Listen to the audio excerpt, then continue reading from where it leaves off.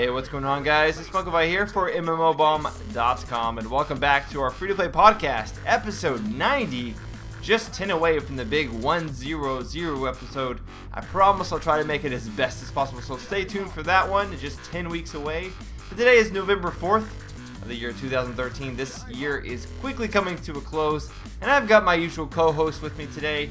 We have Squid, returning from last week, and Jason Winter, who is sort of like, he's omnipresent. He's always around, you know. He's just always part of the podcast, essentially. I was there in spirit last week. You were there in spirit last week. You know, even when you're here and you're not here, it's like the Free to Play podcast always has you with us. Squid, how are you doing today?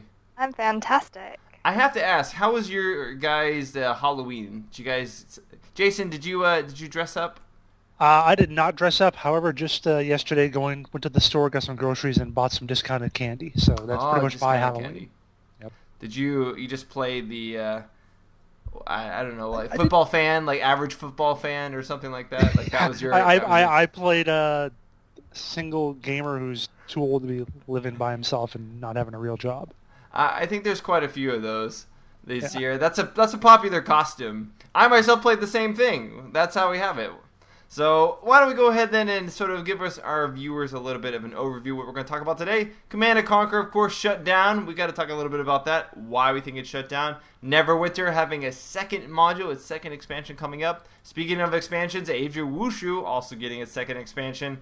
Hawken gets a new co-op bot destruction mode, which sounds terribly generic, but we will find out if it actually is. And then finally, we have Mojang Scrolls, the buy-to-play TCG, possibly going free-to-play. Jason Winter has a little bit more information about that. So let's just drum roll, I guess. I was going to go for drum roll. Let's just get right into this then. First article, Command & Conquer shutting down. This is something that both me and you, Squid, got a chance to play when we visited the EA headquarters. Victory Games. Yeah. Victory Games. You could say that Victory has suffered a defeat. I have to admit that was actually a comment on the article. It's good. You shouldn't want to take credit for that. It was good. I thought it was pretty good. Like, it's a zinger, you know. Just put it right in there. Sure. Just insert that right in there. Sure. So yeah, why exactly did Command & Conquer fail? There was a note on the official. First of all, this is a surprise. I mean, given the fact that. I think it was. I'm going to be the devil's advocate and say that I know, Squid, you have many negative things to say about it, and we'll get to that. But I'm going to say that there's not a lot of RTSs out there, and it kind of bummed me out, even if you don't necessarily like EA or like Command & Conquer, or like what they did to it. It was still an RTS, and it still had that AAA, or at least it was going for that AAA polish. So I was bummed out as an RTS fan not to have at least some sort of manifestation of a free-to-play RTS. Squid, what did you have such issues with? What was ailing you about Command & Conquer? It just didn't carry on the Command & Conquer legacy whatsoever. It kind of was like, yeah, let's tack on the name and then get rid of everything else completely. I know a lot. Go ahead. They got rid of like the resource gathering. It used to have a lot more sophisticated resource gathering systems, and now they just have it. They had it at like one resource you gathered. It was like an oil thing, and then there was like a trash thing you would go gather. You just go gather trash and gather oil, and those were your resources. You mean kind of like StarCraft?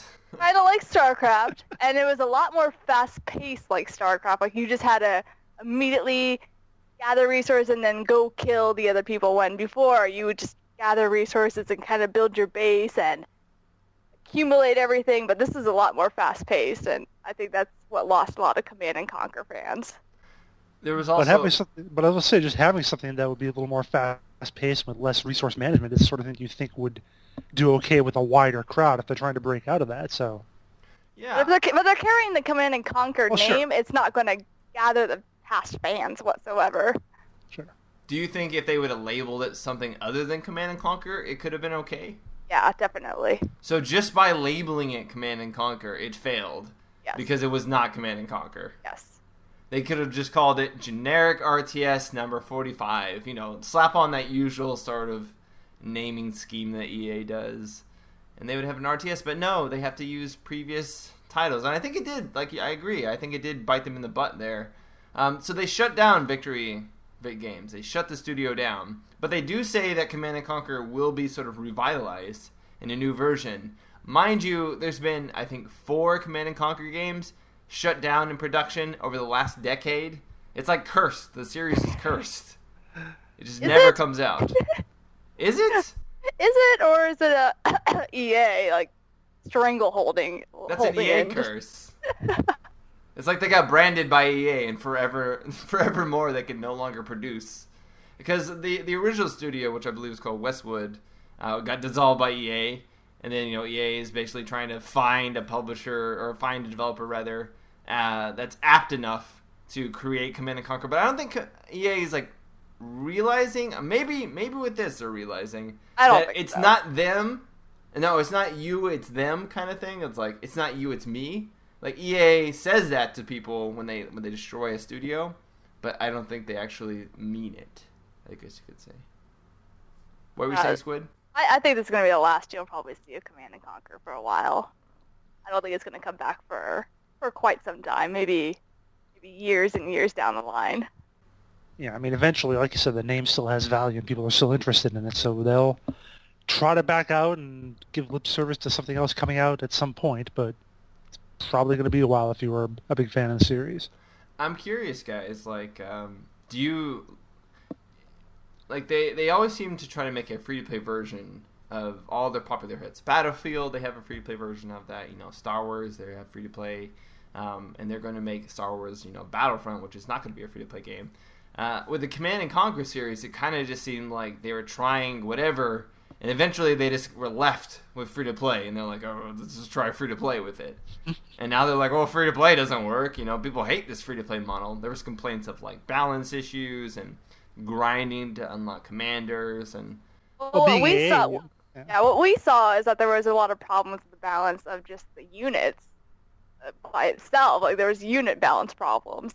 Yeah, and I'm kind of curious, like, do you put that as... I wouldn't put that as, like, a reason why the game failed, because balance issues are always things that you can work out. During alpha, which is what it was in still. It was going to go into beta. It was still in alpha. So balance things, those like things can be reworked. You can, iron that stuff out. But for them to nip it in the bud, this early or this late, depending on how you look at it, it sort of like speaks in volumes as to like it was more than balance for them. I think they just realized that it was never going to have a nice sort of like angle. Like, it was never going to, in the eyes of the gamers or the fans, look like something that would be appealing because of not being, like you said, Squid, the original Command and Conquer. Yeah, I mean, that's kind of what they say in the blog post. It wasn't, it'd be shifted from a campaign mode to an economy-based multiplayer experience, and your feedback was clear. We weren't making the game you wanted to play. So it was clearly a case of them trying to make something that they hoped the Command and Conquer fans would go for, and they just didn't. So I guess in the long run, are you I don't even know what the word to use for. Are you impressed? Are you do you feel like they owned up to it, or do you feel this is like a travesty that they're shutting down? Like, what is the overall emotion then of the game shutting down? Is it like just sort of like indifference? Like, they've already had so many games shut down already. How can you get upset about this one? I kind of look at it as the other RTS we think about that keeps getting shut down and coming back all the time is End of Nations, and I'm sort of a little surprised that they would have just pulled the plug straight up on this instead of going back and say, hey, taking that same approach that Tryon has with that, say, hey, this isn't what you want. We're going to go back to the drawing board and try to make it what you want. That they still would have seen they've invested time and money and whatever, and try to make something out of it. They just said, no, the time, money, whatever we invested in it, never mind, screw that. We're done with it. Cutting it off and just ending it. So it's a little surprising they wouldn't have at least tried to make something else of it and maybe make it the game that people wanted. My question is, whatever version is going to come out next, are they going to reincorporate campaigns? Because that was a very big sort of like overarching issue players had, is the fact that Command & Conquer was known for its somewhat cheesy campaigns, but its campaigns did interweave this like overarching story, and that was notably lacking from Command and Conquer, free-to-play version. Essentially, they did just recently, before it got shut down, add some campaign missions that you could pay for, but it wasn't exactly a full, fledged campaign like you would expect from a normal RTS you would go out and buy. Certainly not something that you would expect from Blizzard. I just think they don't really understand the RTS market whatsoever. You think they just acquired the company and then they're like, I don't know what to do with this? Because RTS is a lot more slow-paced, and it has a lot more hardcore fans that like specific procedures, how the game functions, and they just didn't understand the basics of RTSs, it seems. Or what they did is they acquired it and tried to make an EA game out of it instead of making an RTS. Exactly. The thought, yeah. Well, let's hope that there's some kind of RTS out there for us free-to-play gamers. I mean, I feel like this is the genre that's been starved the most. I feel like End of Nations was coming out and everybody was like, yeah, End of Nations. And then it got shut down, and then forevermore, it's like this small little closet off to the side in the free-to-play hallway. No one ever goes in there. No one ever adds anything to it. It just is a pile of cobwebs and dust. All right. That's some great imagery right there, man. I'm You like it? Do you feel like you're in there? Do you feel like you're in that? I feel like closet? I'm in the closet. I don't really like RTSs that much. I've locked the door. I've kind of got it boarded up. Oh. Squid occasionally goes back to RTSs, don't you? Squid? I really like RTSs, but I'm always disappointed with the free-to-play games. She goes in the musty closet. She goes in the musty closet. I just sit in there and cry and hold my hopes and dreams. She holds that old, dusty 1990s broom that we know during the heydays of the RTS. Like that's that broom that she's just like reminiscing about. That's what's in that closet. Because there's always brooms in closets. All right, Neverwinter. That's our second article. Neverwinter's second module/expansion has been revealed, called Shadow Mantle. It's always got to be shadowy. And it adds a new class, finally. Something that they've been promising since beta. They're adding the Hunter Ranger class, which, I don't know about you guys. Let me ask you, does that name sound a little bit repetitive? Hunter Ranger? I just thought the exact same thing, because every RPG has a guy who shoots bows and lives in the forest. And they either call him a hunter or they call him a ranger. And so they just decided, let's do them both. Okay, to be fair, I know someone will actually critique us. I did read something where in Dungeons & Dragons, the hunter and the ranger are two separate things. So you're like a hunter, and then specifically you are a ranger hunter or something. Well, it's like they have control wizard and guardian fighter and so on. So yeah, I realize it is a D&D term, but still. It's still repetitive. It doesn't make it any better of a term. Like, it's not cool or anything like that. I think that's why guardian fighter, or great weapon fighter. Like, great weapon fighter, like, come on.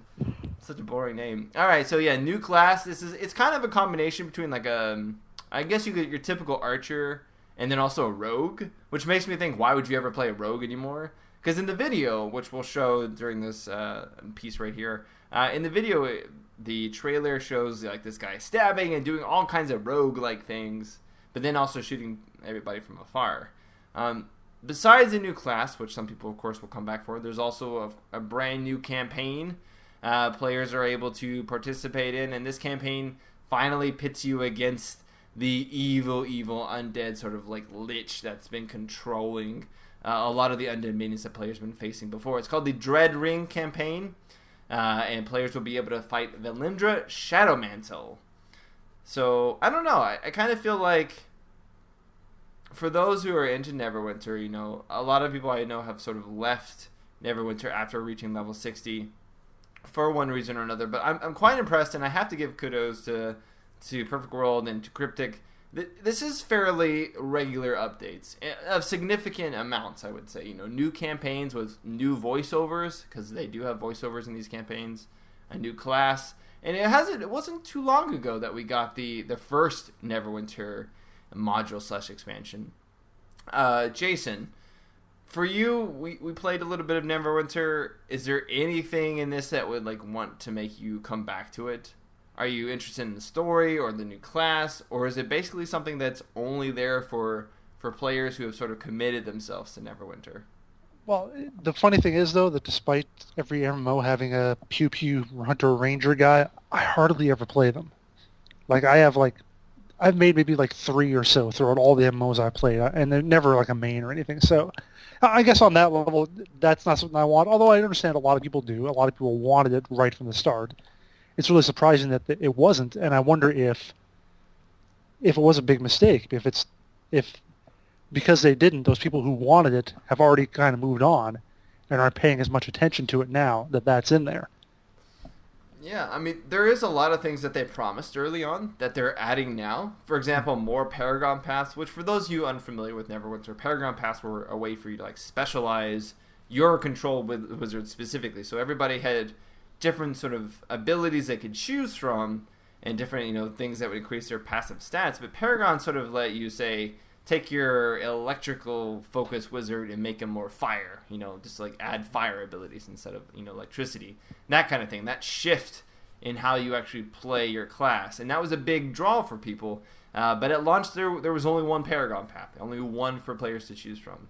So now they're adding new Paragon paths that allow you to sort of diversify your character. And now the MMO is starting to gain some depth, I would have to say, in character customization, which is something that I feel a lot of players complained about early on, is the fact that a lot of characters were cookie cutters of each other. Yeah, you really didn't have a whole lot of variety in your different builds. Yeah, especially you only had 6 to 8 abilities that you would use at a time. Mm-hmm. So it did feel a little bit claustrophobic in that sense. Squid, I know you've never played Neverwinter, but let me ask you, when you hear about MMOs gaining new content and stuff like that, and you hear what that content involves, what really gravitates you towards an MMO that has already been out, for say like Neverwinter? What compels you to sort of investigate an MMO and say, I might try that? Probably nothing. I'm not really a big MMO player. I can't dedicate that much time into leveling up and questing and going through dungeons. It's just not my cup of tea. That is true. I did have to drag you through Guild Wars 2. I don't know. I feel like I didn't have to drag you through Guild Wars 2. It was sort of like you moved, at a normal sort of perpetual pace because of the story flow. And I feel like maybe that's one thing that Neverwinter does incorrectly, is the fact that it has a nice sort of story campaign, but the campaign points are too stretched out far and few between. And in between, you have a lot of generic questing, if you will, a lot of kill this or collect that style stuff. And with the limited amount of abilities that you had, it definitely could feel repetitive, grindy. It does on some level play like an MMO from 5 years ago. They didn't get the memo that people aren't so much into just the go kill 10 of something and come back. Yeah, emergent gameplay is what people are into now. Yeah. That's the new hot buzzword. Emergent gameplay, being able to just walk upon something and it happens. All right, so that's Neverwinter's next expansion, Shadow Mantle. You guys can check it out. It should be released somewhat soon. It's already on the test server, so if you want to try it out for yourself and let us know in the comments what you think of it, feel free to do so. Otherwise, we're moving right along here to another MMO with another expansion. This is of course, Age of Wushu, dealing with their second expansion, Ultimate Scrolls. Ultimate. You gotta find the ultimate. Now, let me ask you, what happens when you get better abilities after this expansion? Super Ultimate Scrolls. Super, what is the next tier? It's like Dragon Ball Z, where you're oh, there's another form of Super Saiyan. You can get this next thing. Ultimate Scrolls are over 9,000. I know, right? So Ultimate Scrolls gains, of course, new abilities for players to access in Age of Wushu. This is on sort of a 3-month schedule, if you will. They're trying to pump out expansions on a 3-month schedule. This one itself contains some new abilities. The ability to marry Squid. I can marry you this. I can marry you in this MMO. Like Ragnarok. Yeah. Now, explain really quickly. I can make a female character and you can marry me. Ooh, that's even better. Yeah. All right.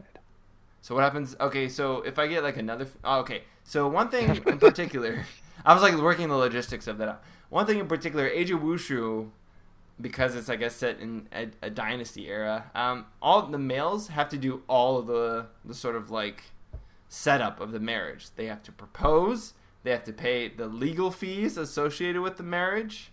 They have to even pay the divorce fees and file the paperwork if they want to get a mutual divorce from the other person in the game. And the female just basically just picks the suitors. There's no like female proactiveness in searching for a mate. The males have to do it all. What do you think of that, Squid? Does that work for you? Sure, it's pretty much like real life. Oh, so true. Now, what I want to know though, I mean, it is, old school China. Could you be a guy and have concubines? I don't know. Isn't there like slavery or prostitution in this game? I forget. You can kidnap people. You can abduct them and sell them into prostitution, right? Oh, can you? I don't think remember. you can. Are we talking about? Oh my God! Where are we going with this? I don't know, but I mean, what are you gonna buy a wife from a brothel? Is that what it's going to happen? Are they on the auction house? I don't know. That would be a terrible thing to do. See, this is the problem with basing a game in this time period, because men are just terrible to women, absolutely terrible to women. And Age of Wushu is sort of invoking a little bit of that with their sort of male-only thing, but I can sort of understand that, although it is limiting, certainly from a gameplay perspective, because if I'm a female player and I want to be, like, proactive, I mean, I have to, like, bug someone to do it. But there are benefits that you get from marriage, of course, besides tax purposes. There are other benefits to marriage. You get certain buffs that are shared between the two, but you do lose those. Both of you lose those. The ex-wife doesn't get everything. Both of the individuals lose those benefits. She doesn't get half the buff if you're divorced. Yeah, she gets half the buff. It's split right down the middle. The money goes not to her, but to the actual game itself. So it's not quite like real life when it comes to divorce. But I do think it's kind of funny that it's required that both parties have to actually sign the divorce papers. So someone can just refuse, and you're just forever stuck married to them. What would stink about it though is if one of you stopped playing, like it was just somebody you didn't know in real life, and you married them, and then they quit playing. Are you just stuck with them forever? Maybe eventually, over time, with them being inactive, it like says they died or something like that. There you go. Maybe your mate caught like malaria or something. I don't know. I don't know what diseases they would have back then in that area. Bubonic plague. Bubonic plague. She caught the bubonic plague and died. Now you can remarry. There we go. Alright, so there is also 8 new dungeons available, each one pertaining to a particular school that you can do. Overall, I'm kind of curious. The addition of new skills and this marriage system and these 8 quote-unquote dungeons that are all based around each school is interesting, but would you consider that an actual expansion or just merely a large update? Because keep in mind, there's other games out there that have added updates that they call updates, which add new modes or new mechanics, etc. What's the cutoff point for calling something an update versus an expansion? Squid, what do you think? I think expansions would have to be like new maps or new areas to explore. This kind of seems more like just like an update. Like we just added some stuff. Yeah, I mean, but it wasn't an overhaul of anything. Yeah, I mean, we just talked about the Neverwinter expansion or whatever it's called. Same thing. I mean, they're 3-month schedule. They both come out around the same time, putting out their second thing now. Yeah, expansion's got to be bigger. Probably, I mean, granted, free-to-play games are a little different, but it might be something that requires actual money or some other sort of large, some sort of actual expenditure or something. And yeah, it needs to have more than just another class and a couple of dungeons to count as a full expansion in my book. I would have to agree with Squid in the sense that I view an expansion as something that adds a whole new zone, not just new dungeons or something like that, but an entire new zone. That's always sort of been what I defined as an expansion. Because the thing is, I have had some games. I know Lord of the Rings does this. They add a new zone with one of their updates every now and then, but they don't call that an expansion. So true, and World of Warcraft does that too. But I guess you could say a new zone with the primary gameplay focused around just that. Some of the bigger MMOs do have like their updates where they will add a new zone with new things in here. But if you take, for example, the time frame between Neverwinter and Age of Wushu, they have similar time frames in how long they took to develop it. And then you take the actual 2 expansions themselves and you compare what's the meat of both of them. And it kind of seems like Neverwinter, comes out ahead, obviously. You have a new class. You have a brand new campaign area with all the quests and stuff like that. Age of Wushu, you got a couple of dungeons, a marriage system. I mean, I'm not knocking marriage. It's good. Everybody likes marriage. I hope not. Yeah, no. Not considering who's in on this. But, of course I'm not knocking. But overall, I mean, I'd have to say that Snail Games they're guilty of using big words, buzzwords. Expansion sounds better than update. Always sounds better in a press release. As long as they spell it right. Yep. There's not always a guarantee on the Age of Wushu website. Well, how would they spell it? Expansion? I don't know. All right. Yeah. It's bad localization. Get it? Mm-hmm. All right. So, moving on, we have a patch for Hawken. Man, everything is getting updates this week. Like, everything and its mother was just updating this week. So, Hawken's new invasion patch, this adds a couple new features along with a new mech. That mech being the Predator. And for those of you, I actually play Hawken occasionally. For those of you who are unfamiliar with the Predator, basically all the other mechs in Hawken are somewhat faster paced. There's a lot of more explosions and moving around. The Predator is all sneaky style. He goes in cool, silently, under the radar. He can go invisible, come up close, blast people in the face, and then escape away. He's meant to be sort of like a trap mech. And I was actually reading on the forums a lot that players were having difficulties with him adjusting because he's such a different play style from the other mechs. Hawken's always thought of as like a fast-paced FPS, and here you have this very sort of slow-paced, can't really take on multiple people at once, sort of has to like stalk its prey and take down someone very quickly and then escape. I'm kind of curious, Jason. You've played a little bit of Hawken. Do you feel like it's too much of a departure of the overall style of how Hawken plays, or do you feel like it's just adding any other gun from like another FPS? It's just a different way or a different play style based on like what's available essentially, just like their sniper and assault rifle kind of. Yeah, I mean, when you get down to it, I mean, yeah, Hawken certainly looks good and it certainly plays the theme well, but it really is like a shooter with different kind of classes or specializations. You got your big upfront burly mechs, and you got there's a long-range sniper mech, and there's, all sorts of different stuff. So it makes sense they would go with a stealth mech. It's the spy of Team Fortress 2, basically. So I don't have a problem with it being in there. I don't think it breaks the mold or it isn't thematic enough.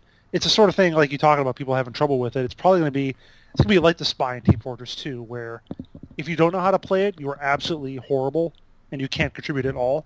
If you do know how to play it, you are just messing with other people and making them hate you.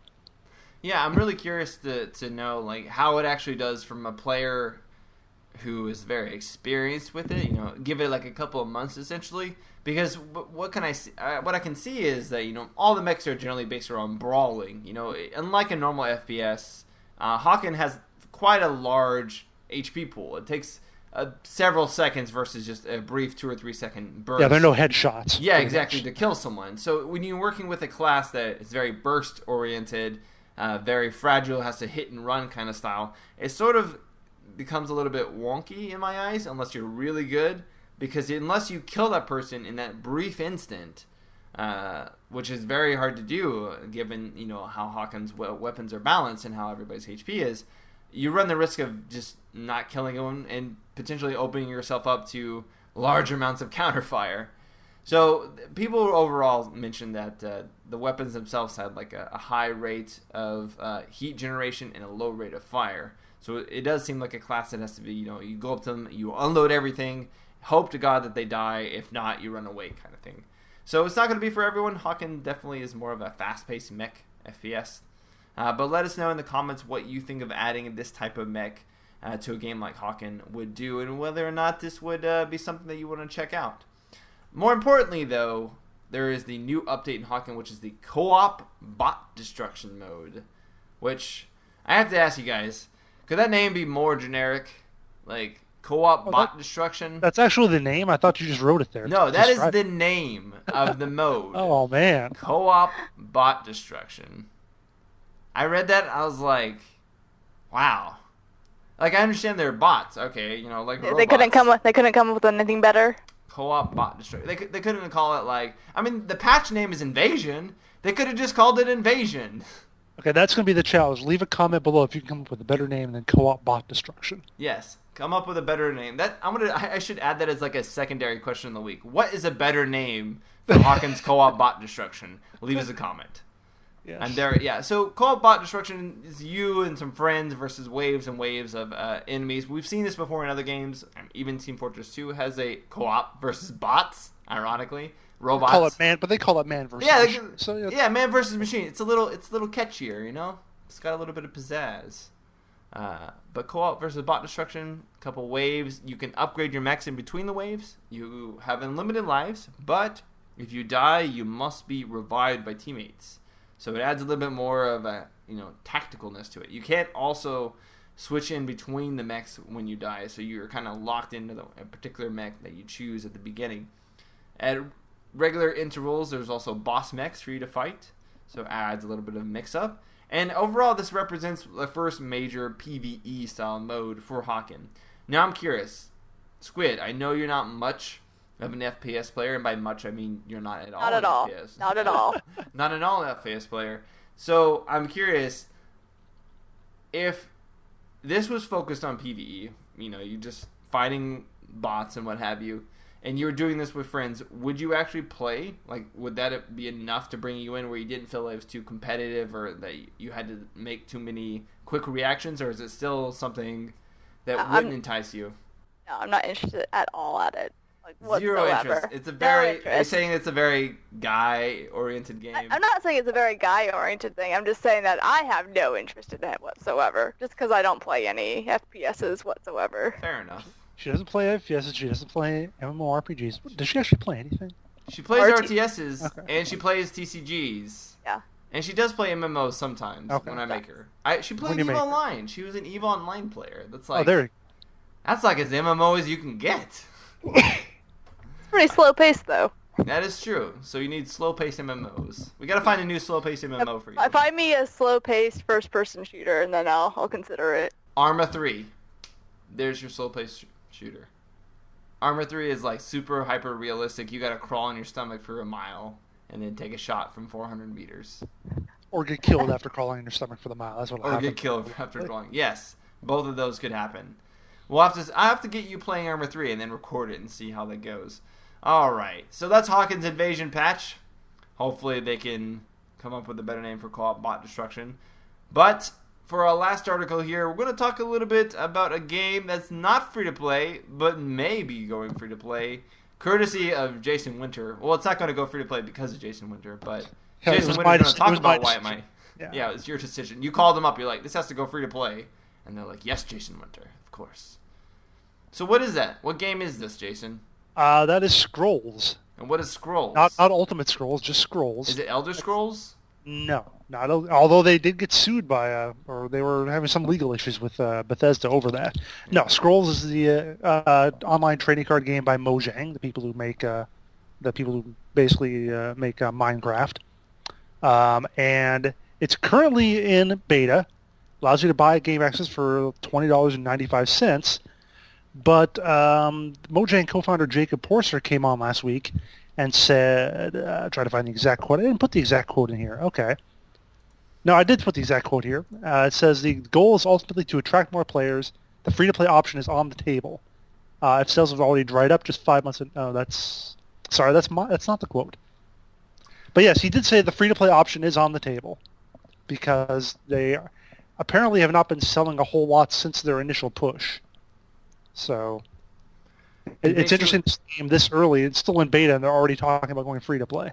He said, we do not close the door for making Scrolls a free-to-play game in the future if that is what is needed to attract more players. That's what it was, okay. Because apparently it racked up 100,000 sales, but since July it only managed 10,000 sales. Yes. So it didn't really catch on. Sort of like a one-hit wonder, maybe, Mojang? Maybe? I don't know. But this sort of it opens up something interesting, is in that we already have several very popular free-to-play TCGs available. So the real question is it a matter of it going free-to-play that would make this game successful, or is the game itself not going to be up to snuff, essentially, to go free to play. You know, they want to introduce more players, etc. like that. That's fine. But we notice from the gameplay that you can watch online and what you can see just from the screenshots of your article, it doesn't really grab you, I guess you could say. Squid, you've played some Card Hunter. You've actually been competitive in Card Hunter, in the top 300 at one point, close to 200. What would captivate you about this? Is there anything aesthetically? Because when you played Card Hunter, it had a very sort of nice, unique aesthetic style. And Scrolls is a very different sort of layout, not the typical just card here, card there, fight each other back and forth. There's actual characters on the screen. I would want to see an entirely new genre, because I see with almost trading card games, it's mostly fantasy-based. You have, like, the normal monsters, you have the normal, like, wizards and melee types that just are kind of fantasy-based. I'd want to see an entirely new genre done as a trading card game. Like a zombie? No, that's way, no. That's zombies way overdone. Okay, zombies are way overdone, yeah. Way overdone. Steampunk? Maybe like vegetables or something, or horses. Plants versus Zombies, a CCG. It could be. They've already making an FPS out of it. That's just the next step. And that's EA. It's all coming full circle now. I see what's happening. But yeah, I mean, puppies versus kittens, something else. I don't know. I just want to see an entirely new genre. I'm just tired of like fantasy trading card games constantly. Yeah, the thing is, though, I mean, even if you plop a new skin on it, it could still be the same kind of gameplay, which, is not necessarily... As much as people will gripe about, the MMOs or FPSs or whatever all being the same, trading card games going, to the physical ones, there's even less variety in those. And their companies are even... I won't say they're necessarily less willing to take a chance to try something different, but they have a much lower success rate when they do try something different, so... I don't know. I haven't played Scrolls, so I can't really comment on the gameplay. Like I said, just look at the screenshots. Reminds me a little bit of the one I played, the Might and Magic one, because it looks like you have your guys lined up in rows and columns, and you go across at each other. So, I mean, on that level, if it plays similar to that, really, you look at Might and Magic. That is a free-to-play game. It seems to be doing okay. I mean, they've had a couple expansions, so it's been around for a while. So you would tend to think that going free-to-play... I just can't imagine spending $21, and that's the introductory price, by the way. That's like with Minecraft. If you bought that in alpha, you got the price that was locked in then. It costs more now. It's going to be more than $21, and I can't. What are they going to do? Is it going to be like a full PC game release? It's going to be like $50, $60. Is that what they're going to want? See, but that's sort of, you bring up an interesting point, because if it's $21 and they make this free to play, then you got to think that they need to make on average $21 from the pay to play players.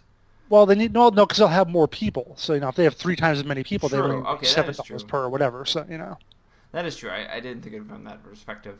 I don't know. I think the market is pretty much saturated right now for TCGs, especially with Hearthstone coming out. That's being like the one that's dominating. Even Card Hunter is doing fairly well. But Card Hunter, with its unique style and everything like that, still doesn't have a ton of players on all the time.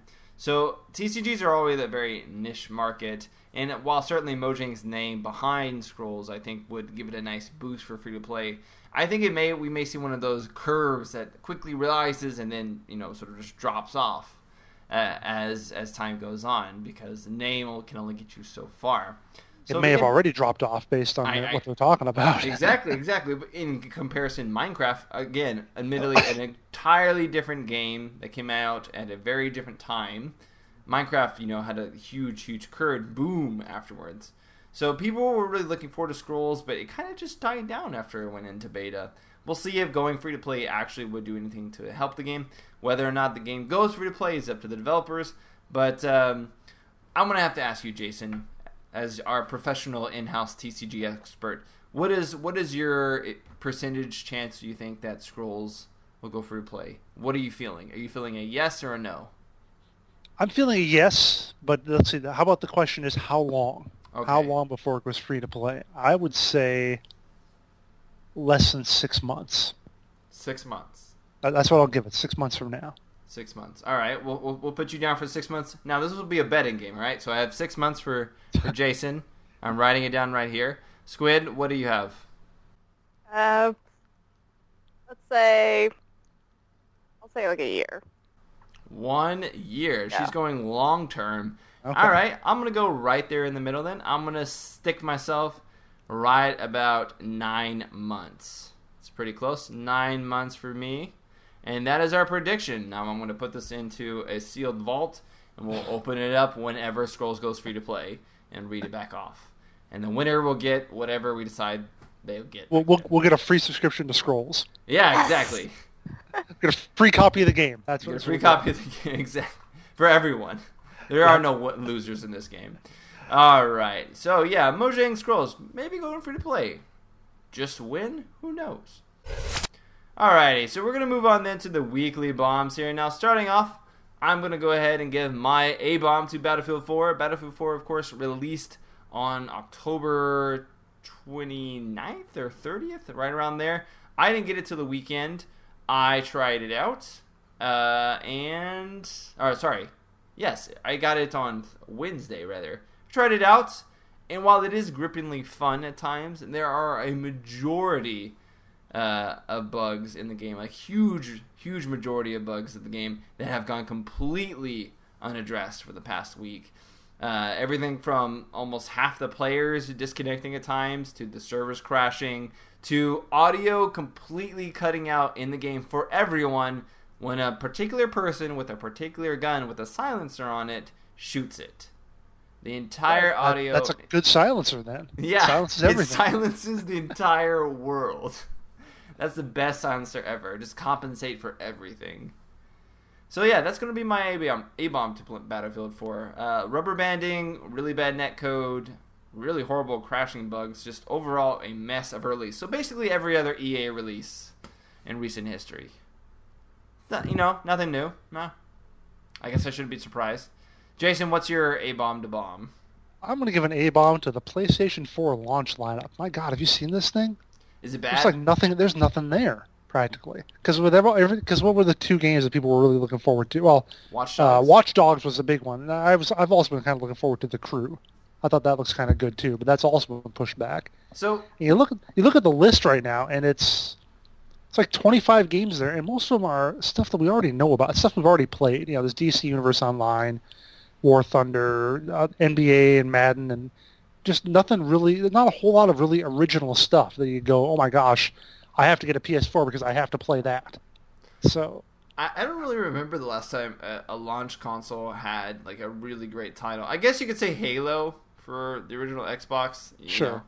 That was a pretty big launch title, and certainly they have like Destiny for Xbox One that's coming out. That's going to be big. They're pseudo MMO FPS. But yeah, I think really you have to put that on Ubisoft. Ubisoft is the publisher rather of both The Crew and Watch Dogs, and I think there's another game that they delayed too.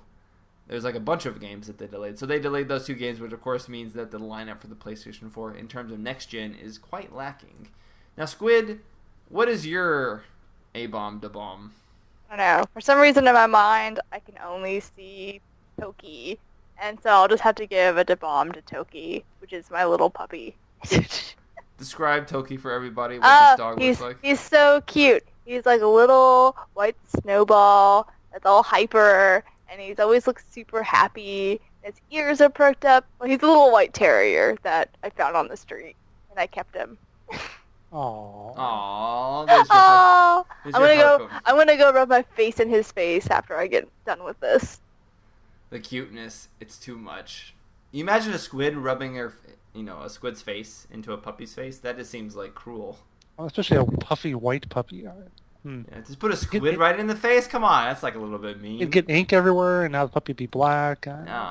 He probably tried to chew on the tentacles a bit. This is getting nasty now. All right. Member bombs. We have one this week. It's from Sailor Naruto 39. I wonder if he's a Sailor Naruto fan who is like Sailor Moon Naruto, and he's 39 years of age. I don't know. That makes him suddenly super creepy. I'm sorry, Sailor Naruto. Nothing wrong with being 39 years old. Yeah. Oh, no. Hey, it's when you put the three things together, when you fuse them together, then you have a problem. He says, I'm going to give an ABOB to Warframe. While many things can be acquired for free via farming, things like Warframe slots can only be purchased with cash out currency. He had an "and" in there for any reason. Yeah. I just got a job and all, but still my broke ass refuses to spend money on a game as broke as I am. Nice little pun there at the end. Sailor Naruto 39. Good job on getting a job at age 39. No, I don't know. Good job, Sailor Naruto. Keep working. Maybe you one day can afford those things in Warframe. Now, the question of the week last week was, if you could dress up as one character or thing from a free-to-play game for Halloween, who would you dress up as and why? Jason, why don't you go ahead and take the first member here who responded. All right. This is from Guestly, which is like Ghostly but with an E. And he or she says, I would dress up like Rhino from Warframe. It seems impossible, but that's my favorite character from Warframe. So yeah, dressing up as a Warframe, I can't believe no one's done that. It's a super hard costume. You seen how they look like? No, I haven't. I was just saying in general a Warframe, but let me see. You've never seen a Warframe? Oh wow, yeah, that would be. I've seen a Warframe. I'm just not familiar with the Rhino, but yeah, he's got all sorts of spiky bits and stuff.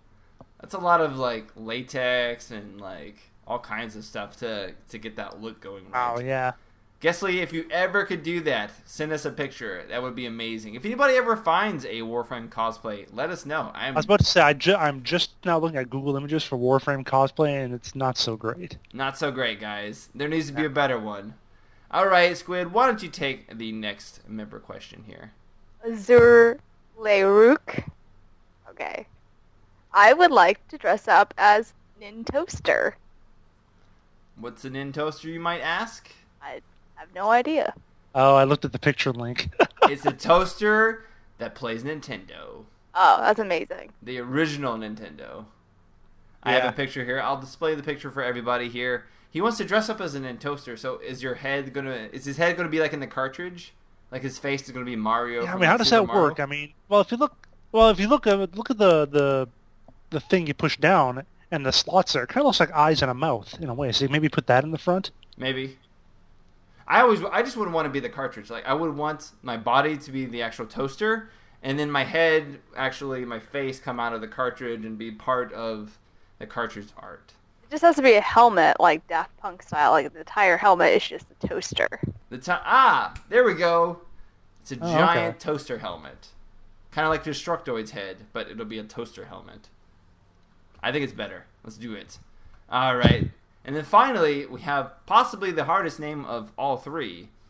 Odomar's Pastafa, who for some reason, it just reminds me of pasta. He says, the girl from Fear Online, of course, he's speaking about Alma. So, does that mean that Odomar's Pastafa is a girl? Or I would hope so. I would hope so. You imagine he's just some guy. He's like, I want to dress up. A pretty creepy looking girl too. Yeah, exactly. She's gonna dress up as Alma.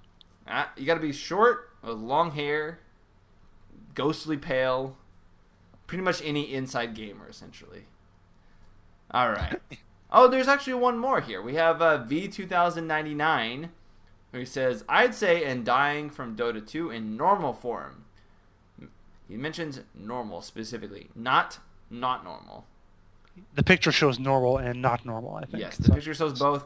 Normal is, of course, the small one. Not normal is the giant one with all his guts spilling out. Yeah, the not normal would be pretty tough to cosplay as, I think. I don't know. You just kind of get like a really buff dude, and you put the suit on, and he kind of looks like he's just been injecting himself with a bunch of steroids, a bunch of rotten. Oh, I'm steroids. sure. I'm talking the part with them cut open and stuff. Oh yeah. Exposing your guts may be a little bit difficult. That would be dedication to your costume. You're like, all right, time to do the last part of the costume. All right, guys. Well, that was your responses for the question of the week.